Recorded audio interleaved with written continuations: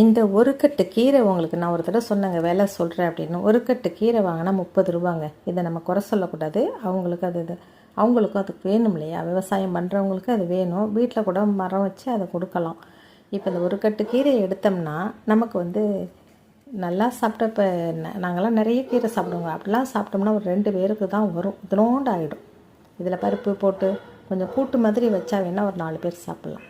அப்போ நல்லா வதக்கி சாப்பிட்டோம்னா சின்னதாக வந்துடும். டயட்லலாம் இருக்கிறோம் அப்படின்னா, வெறும் காய் மட்டுமே சாப்பிட்றோம் அப்படின்னா ஒருத்தவங்களுக்கு இந்த ஒரு நேரத்துக்கு இந்த டயட் எடுக்கும்போது இது பத்தாது.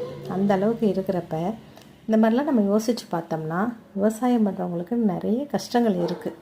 பட் நம்ம வீட்டில் ஒரு மரம், ஒரே ஒரு விதை, அதை ஊனி வச்சிங்கனாலும் போதும். இல்லை ஒரு கிளை, அதாவது இந்த முருங்கைக்கீரையோட கொப்பு தடிமனாக ஒன்று. தரை இருக்கிறவங்க, தரைத்தளம் அதாவது மண் தரை இருக்கிறவங்க, வீட்டில் தோட்டம் இருக்கிறவங்க கண்டிப்பாக ஒரு முருங்கை மரம் வைங்க.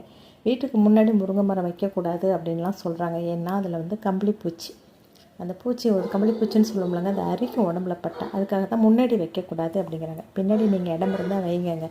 நமக்கு இஷ்டத்துக்கு எவ்வளோ வேணாலும் கீரை எடுத்துக்கலாம், காய் எடுத்துக்கலாம், பிஞ்சு எடுத்துக்கலாம், சோப்பு போடுறதுக்கு பூ எடுத்துக்கலாம். முருங்கைப்பூ, முருங்கைக்காய், முருங்கை விதையெல்லாம் அவ்வளோ மருத்துவ குணங்கள் இருக்குங்க. தயவு செஞ்சு முடிஞ்சால் இடம் இருந்ததுன்னா ஒரு விதையை ஊனி வைங்க. அல்லது விதையிலேருந்து செடி வந்தது தான் இது. இந்த மரம் விதையிலேருந்து வந்தது தாங்க. அதையும் நான் சொல்கிறேன். கிளையெல்லாம் எடுத்து வைக்கலை. அப்போ அவ்வளோ தாராளமாக நமக்கு வீட்டுக்கு தேவையான அளவுக்கு நல்ல செழிப்பாக கீரை, காய், பூ, பிஞ்சு எல்லாமே சாப்பிட்டுட்ருக்கோங்க. இப்போ இங்கே ஊரில் இங்கே இருக்கிறதால எனக்கு அங்கே போக முடியல. அங்கே போனால் கண்டிப்பாக நான் கீரை எடுத்து நல்லாவே சாப்பிடுவேன். எங்கள் வீட்டில் எல்லாருமே நல்லா இஷ்டமாக சாப்பிடும்னு நான் உங்களுக்கு சொல்லியிருக்கேன் இல்லையா? அதனால் இடம் இருந்ததுன்னா ஒரு விதையோ ஒரு குச்சியோ ஊனி வைங்க. அது நமக்கு எவ்வளோ வேணாலும் கொடுக்கும்.